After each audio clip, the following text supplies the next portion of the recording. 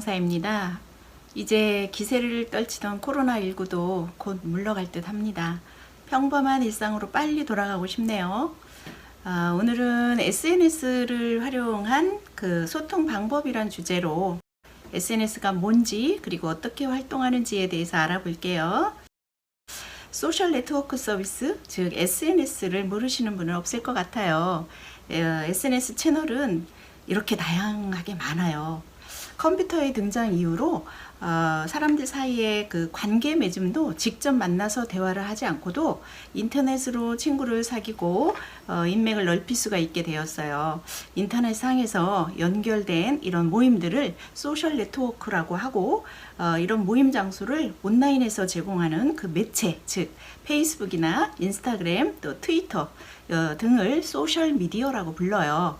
이런 소셜 미디어들이 제공하는 서비스를 소셜 네트워크 서비스, 즉 SNS라고 하죠. 직접 만나는 인맥을 그 스트롱 링크, 즉 강한 인맥이라고 하고 또 소셜 미디어, 즉 SNS로 만나는 인맥을 윅 링크, 즉 약한 인맥이라고 하는데 지금은 오프라인 그 온라인 그 인맥 둘 다 중요한 역할을 해요. 아니, 온라인 인맥이 더 중요해지고 있다고 볼 수도 있어요. 이 온라인으로 그 인맥을 맺을 수 있도록 그 도와주는 서비스 매체들을 플랫폼이라고도 하고 채널이라고도 하기도 해요. 대표적으로 페이스북, 또 인스타그램, 트위터가 있어요. 그러면 사람들은 왜 SNS를 할까요? 심리학에서 메슬로우의 인간 욕구 5단계 이론을 보면 생리적인 욕구와 안정의 욕구가 충족이 되면 사람들은 사회적 욕구에 집중을 합니다.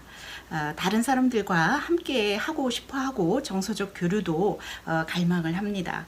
타인과의 그 우정을 쌓고 공동체에 소속되고 싶어 하는 그런 욕구들이 있어요. 이게 3단계인데 4단계로 올라가면 존경의 욕구, 즉 존경을 받고 명예를 얻고 사회 단체 내에서 두드러지고 싶어 합니다. 즉 사람들이 SNS를 하는 이유는 인간의 기본적인 욕구에서 비롯한다고 볼 수 있는 거예요. 그럼 사람들은 어떻게 SNS 활동을 할까요? 우선 다른 사람들과 친구를 맺어야 되겠죠. 좋은 친구를 맺는 것은 SNS에서 굉장히 중요합니다. 이것은 오프라인에서 친구 맺는 것과 동일하게 중요해요. 온라인이라고 소홀히 친구를 맺어 놓으면 SNS 활동 자체가 피곤해져요. 어찌 보면 안 하니만 못해요. 그럼 어떤 친구를 맺어야 할까요? 좋은 친구를 맺으려면 내가 먼저 좋은 친구가 되면 돼요. 아주 간단하죠? 그러나 이게 가장 어려운 거예요. 먼저 내 프로필을 정성스럽게 채우셔야 돼요. 우리도 다른 사람 친구 수락할 때 제일 먼저 뭘 보나요? 그 사진을 제일 먼저 보죠. 그 다음에 뭐 하는 사람인지 보잖아요. 그래서 상대방이 그 나를 잘 알아볼 수 있게끔 프로필을 잘 채우셔야 되는 거예요. 잘 채운다는 게 뭐냐면 그 선글라스나 모자 안 쓴 얼굴 사진 올리시고 또 개인정보 노출하지 마시고 또 하시는 일, 소속, 직함을 명확하게 올리시면 돼요. 그러면 상대방이 나를 신뢰하겠지요.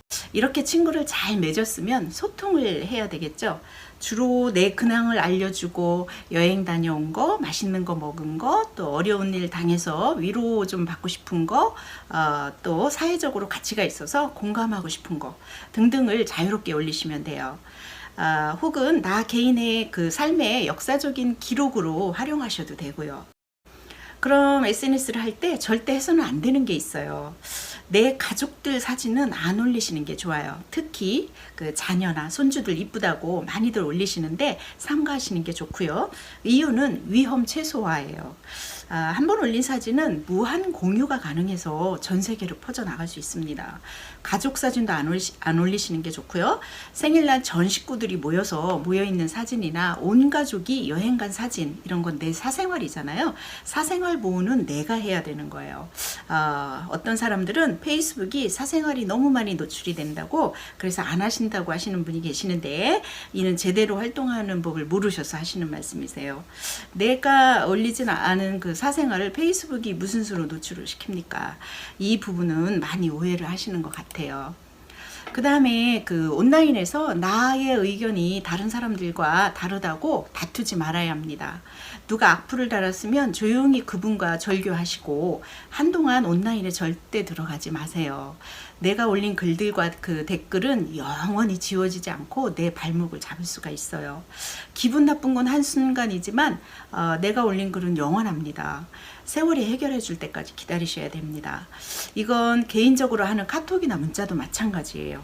온라인으로 다투지 마시고요. 직접 통화를 하시든가 직접 만나서 해결하셔야 됩니다. 아니면 침묵하시는 게 나아요. 그 다음에 내 자랑만 늘어놓고 다른 사람들이 올린 글에 무반응하시는 분들이 많은데 그러면 다른 사람들도 나를 안 좋아해요. 댓글은 못 달지언정 최소한 좋아요라도 눌러주는 습관을 가지셔야 됩니다. 일방통행은 좋은 친구가 될 수가 없어요. 그리고 내 사업 홍보성 글을 도배하시는 분들이 있는데 이건 아주 위험한 행동이에요. SNS는 소통의 핵심인데 어느 누구도 그 광고성 글을 보려고 SNS에 접속하진 않습니다. 처음엔 잘 하시다가 어느 정도 그 친구 수가 늘어나고 팔로워가 늘어나면 갑자기 돌변을 하여서 SNS를 홍보의 장으로 활용하시는 분들이 계시는데 이러시면 아니 되옵니다. SNS 채널들 안에는 사업하시는 분들도 많이 계시는데 그런 분들은 그런 공간을 따로 마련해 놓았어요. 인스타그램에서는 비즈니스 계정이 있고요. 페이스북에서는 페이지라는 게 있는데 이걸 활용하셔야 됩니다. 어떤 사람들을 내 주변에 둘 것인가? 이거는 내가 활동하기 나름이지 절대 다른 사람을 탓할 일은 아닌 거예요. 먼저 소셜 미디어들의 느낌을 좀 살펴보면 채널별 특징을 좀 알 수 있을 것 같아요. 페이스북은 내가 이렇게 잘 살고 있다. 블로그는 내가 이렇게 전문적이다. 카카오 스토리는 내 아이가 이렇게 잘 크고 있다. 인스타그램은 내가 이렇게 잘 먹고 있다 라는 이미지가 있어요. 이 소셜미디어들의 특징을 한 문장으로 잘 표현해낸 것 같죠? 그럼 SNS에 무엇을 올릴까 고민이 되는데요. 이렇게 사람들의 관심거리, 재밌는 오락거리, 뭐 논란거리, 이슈가 될 거리, 또 사람들한테 도움이나 그 이익이 될 만한 거리들을 제공하면 아주 훌륭합니다. 이런 이야기거리들이 SNS 소통의 도구가 되는 것이지요. 그럼 페이스북에 대해서 알아볼까요? 페이스북은 소셜미디어들 중에서 가장 규모도 크고 여러 가지 면에서 으뜸 대표 SNS예요. 페이스북의 성장이 전 세계 SNS의 성장이라고 봐도 될 정도로 전 세계 사람들은 하나의 울타리로 모이게 하여서 서로 소식을 공유하며 전 세계를 하나로 연결되게 도와줍니다. 지구 어느 곳에서 무슨 일이 일어나는지 페이스북을 통해서 실시간으로 사람들은 소식을 주고받을 수가 있어요. 그것도 공짜로요. 페이스북의 핵심은 소통입니다. 소통하려면 친구가 있어야 되는데 이 친구 개념은 인스타에서는 팔로우, 블로그에서는 이웃 개념입니다. 좋은 친구를 발견하면 친구 신청을 하겠지요. 그러면 요청받은 상대방이 내 프로필을 쭉 훑어보고 마음에 들면 수락을 할 거예요. 만약 마음에 들지 않으면 거절해도 되고요. 거절하면 둘은 친구 관계가 성립되지 않습니다. 즉 서로가 수락을 해야 친구할 수 있어요. 페이스북의 친구는 5,000명까지만 맺을 수 있고요. 좋은 친구가 많으면 내 인맥이 풍성해지고 좋은 정보도 많이 접할 수가 있겠습니다. 페이스북을 열면 가장 먼저 보이는 공간을 뉴스피드라고 하는 곳인데요. 이곳은 나와 연관된 그 페이스북의 모든 정보가 한 곳으로 모이는 곳이에요.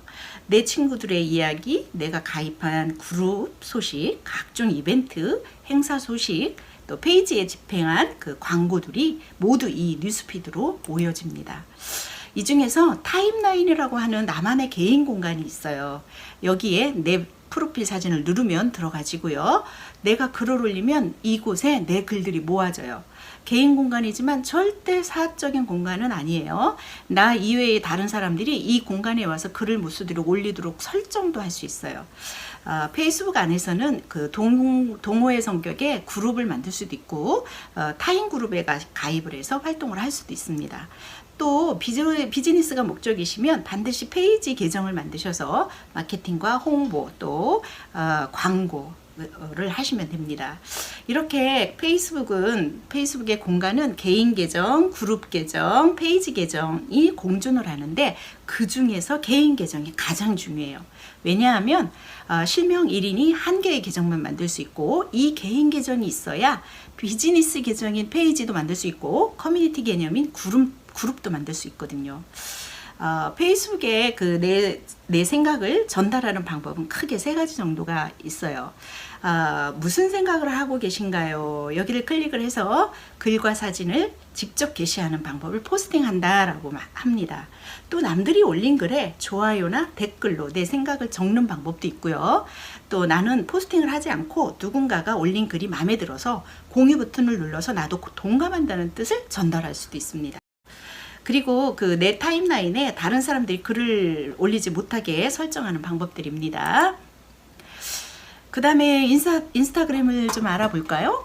인스타그램은 일상을 사진과 짧은 동영상으로 소통하는 온라인 사진 공유 및 소셜 네트워킹 서비스입니다.